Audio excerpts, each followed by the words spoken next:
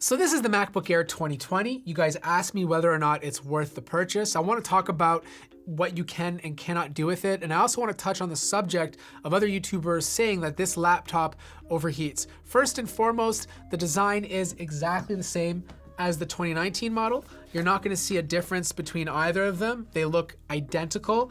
You still get Thunderbolt 3 ports on the left-hand side. However, they're better on this year's model because Ice Lake brings things like higher res displays and the fact that you can have high refresh rates using USB Type-C. The big deal though is the keyboard. A lot of people didn't like the butterfly switches on the previous MacBook Air because of reliability issues. I actually didn't mind the typing experience, but it was hard for me to get excited about it because of the small percentage of reliability issues. If this thing broke down on you, it wasn't a simple key fix. You had to send the thing in, it would take a couple of weeks, and you were out a laptop. The new scissor switches are very familiar. You've seen them on the MacBook Pro 16. They have a higher travel distance, and they're also quieter than the butterfly switches.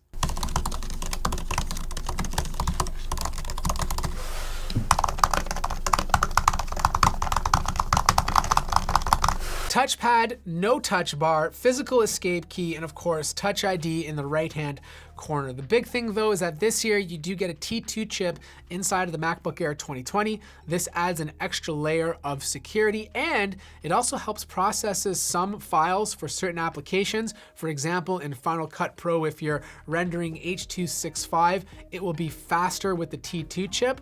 Now, unfortunately, you still get a 720p webcam. It's not the greatest webcam, especially in a time where a lot of people are working from home. I feel like this would have been a great time for Apple to implement a 1080p webcam. Now, obviously, they probably didn't predict that this virus was going to happen, in all fairness, but it would have made purchasing this an easier decision. Displays are the same.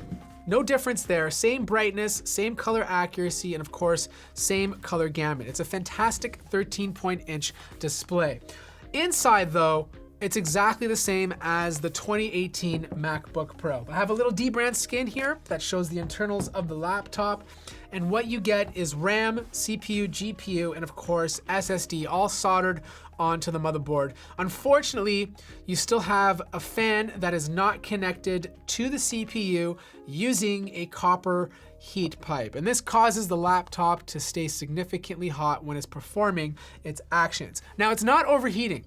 I know a lot of YouTube videos are out there saying the laptop is overheating, and that's not the case whatsoever. Apple allows the MacBook Air to run at its thermal limits. If this laptop was overheating, it would shut down when it gets too hot, or thermal throttle to the point where the speeds are below base clock speed. What you're getting instead is a laptop that consistently runs hot all the time. Now, in all fairness, the TDP on this is significantly lower because it's a Y series processor, but it's still uncomfortable. Like, looking at the temperatures when you're doing simple stuff like listening to Spotify spike up to 99 or 100 degrees, makes me feel a little nervous. I know it's not gonna break down on me, but it's something to remember. If they had just connected a heat pipe from the fan to the CPU, I believe you'd have better heat management. If you were to cool this down, you'd expect about 20 to 30% more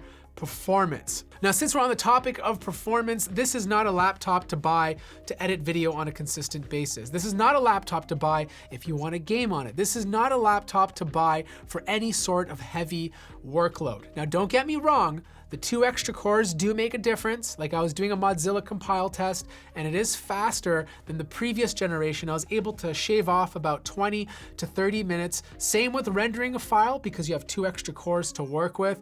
And even doing simple stuff like using more tabs feels snappier on this computer. With the 2019 MacBook Pro, I could simply have Spotify open, 5 to 8 tabs, and the computer would just start to feel sluggish. So 2 things before I wrap this up. Number 1, this fan is always on because the laptop is constantly getting hot. It needs to stay on to try to cool it. And it's not as loud as a gaming laptop, but it's loud enough to be unacceptable for an Ultrabook, especially with a Y series processor. You'll hear it if you're in a quiet setting, but it's not overbearing. Number 2 is battery life. 8 to 10 hours of use before needing to charge. Not as good as something like the XPS 13, where I'm getting about 15 hours, but it will get you through the entire day. I think you have to understand what you're getting yourself into when you buy this. This is a very basic MacBook. It will help you get through browser-related tasks, productivity in Office or Google Docs, and it'll help you do the odd, more intensive task. If you every once in a while need to edit a 1080p video or compile code, it will do it. But if you're constantly pushing this thing, there are much better options out there. I also think with the build quality getting so good on a lot of Windows laptops, you're just getting a lot more value out of them than you are with the MacBook Air. Now I understand it's not running Mac OS, and that's like a big reason to buy this over that. But if you can stomach Windows, you'll get a lot more value out of some of its competition. Anyways, if you have any questions about this, let me know in the description or comment section down below. Like the video if you liked it, subscribe if you haven't already, and I'll see you guys in the next video.